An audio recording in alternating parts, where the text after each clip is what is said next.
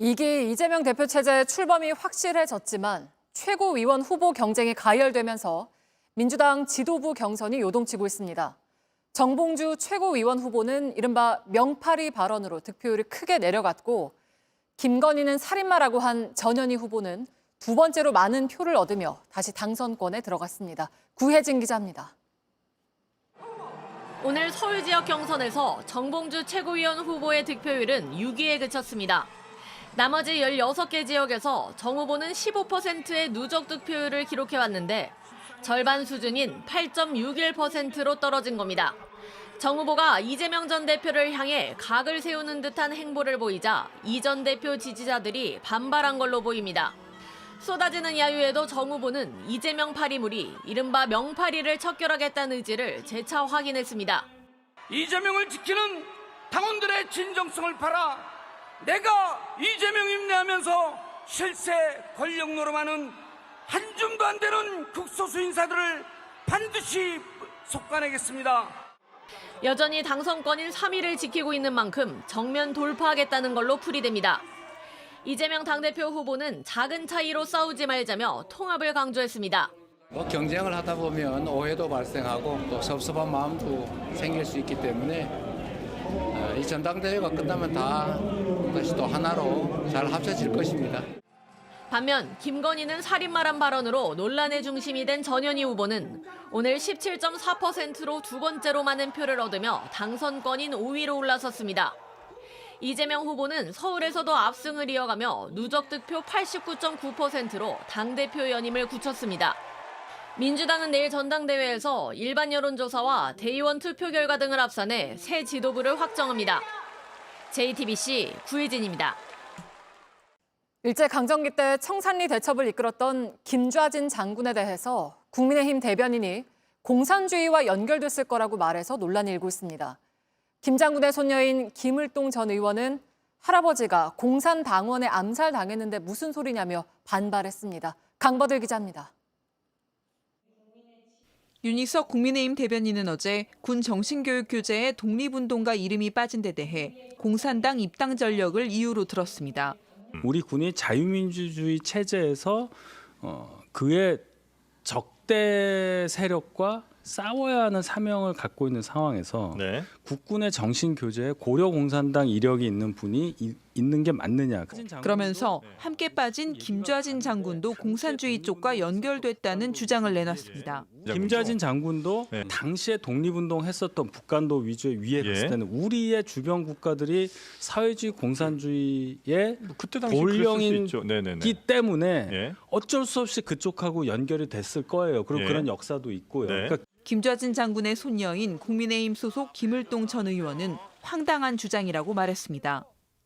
우리 아버지가 오죽하면은 장군님이 공산당한테 돌아가셨다는 그 얘기를 듣고 반공투사로 변한 거 아닙니까? 대한 독립군들 전부가 거기 그 만주에서 계셨는데 그럼 그분들이 전부 다 그쪽이냐? 김좌진 장군은 공산주의 단체와 거리를 두다 1930년 공산당원에 암살당한 걸로 알려져 있습니다. 윤 대변인은 김 전 의원에게 사과 입장을 표시한 것으로 알려졌습니다. 어저께 저한테 전화가 왔었어요. 네. 잘못됐다고. 윤 대변인은 김좌진 장군이 공산주의자란 뜻은 절대 아니었다며 학계에 그런 주장도 있다는 걸 소개하는 과정에서 오해를 빚은 것이라고 했습니다. JTBC 강버들입니다. 국내에선 코로나 환자가 계속 늘고 있는 가운데 아프리카를 중심으로 번지고 있는 엠폭스 감염 사례가 파키스탄에서도 확인됐습니다. 세계보건기구는 국경을 봉쇄하는 건 권하지 않는다면서 백신이 무엇보다 중요하다고 했습니다. 김서영 기자입니다. 입국장 앞에서 여행객 체온을 실시간으로 확인합니다. 방역요원은 사람 손 닿는 곳마다 소독약을 뿌립니다. 현지 시간 16일 엠폭스 환자가 발생한 파키스탄 국제공항 모습입니다. 아프리카를 중심으로 확산하던 엠폭스가 아시아에서도 확인된 겁니다. 세계보건기구 WHO는 확산세가 심상치 않다고 경고했습니다. Spreading much more rapidly than we had seen other spreads. So that's one issue. It does have quite a high case fatality rate at the moment. 이미 지난 15일 아프리카 대륙이 아닌 북유럽 스웨덴에서도 엠폭스 변이 바이러스가 발견됐습니다. 기존 바이러스보다 확산 속도가 빠르고 치사율은 높은 것으로 나타났습니다. 세계 각국으로 퍼질 수 있다는 경고가 나왔는데 우려가 현실이 되고 있습니다. WHO는 국경 봉쇄 같은 극단적 조치는 큰 의미가 없다고 판단했습니다. Disease outbreaks, diseases don't recognize borders. It doesn't stop a disease from spreading. 다만 백신을 충분히 확보하고 제공하는 게 중요하다고 설명했습니다. 우리나라에선 올해 들어 지난 9일까지 10명의 확진자가 나왔습니다. 질병관리청은 관리 가능한 수준이라며 검역과 감시를 강화하겠다고 밝혔습니다. JTBC 김서연입니다. 해리스 미국 부통령이 처음으로 경제정책 공약을 발표했습니다. 물가 문제를 이야기하면서 중산층 표심을 공략한 건데 트럼프는 공산국가냐며 비판했습니다. 로스앤젤레스에서 홍지은 특파원입니다. 해리스 부통령이 내놓은 첫 번째 정책 공약은 중산층 살리기입니다. 치솟은 물가를 안정시켜 중산층의 삶을 더 안정시키겠다는 겁니다. I will focus on one element that's on the minds of many Americans as they pay their bills at the kitchen table or walk the aisles of a grocery store.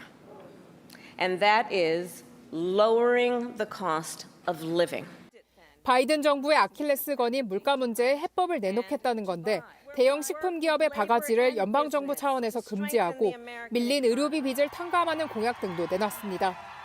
연소득 40만 달러, 우리 돈으로 5억 4천만 원 미만 가정에는 세금을 올리지 않는 등 중산층 세액 공제도 확대하기로 했습니다.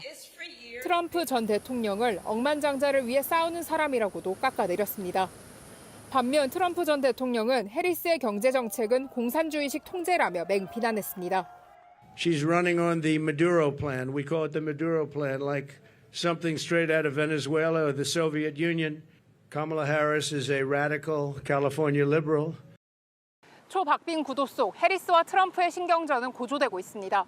두 후보의 첫 TV 토론이 24일 앞으로 다가온 가운데 양측은 본격적인 준비에 돌입했습니다. 두 후보의 TV 토론은 한국 시간으로 다음 달 11일 열립니다.